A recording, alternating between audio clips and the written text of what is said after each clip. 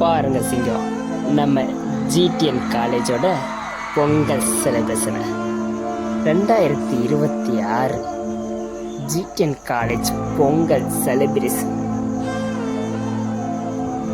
GTN college மாணவர்கள்லாம் வேட்டி சட்டையோட சரியோட ஒரு கலக்கலா குரூப் சட்டையெல்லாம் கலக்கலா இருந்தாங்க. டான்ஸு, ஆட்டம், பாட்டம், கொண்டாட்டம் களை கட்டிருச்சுங்க.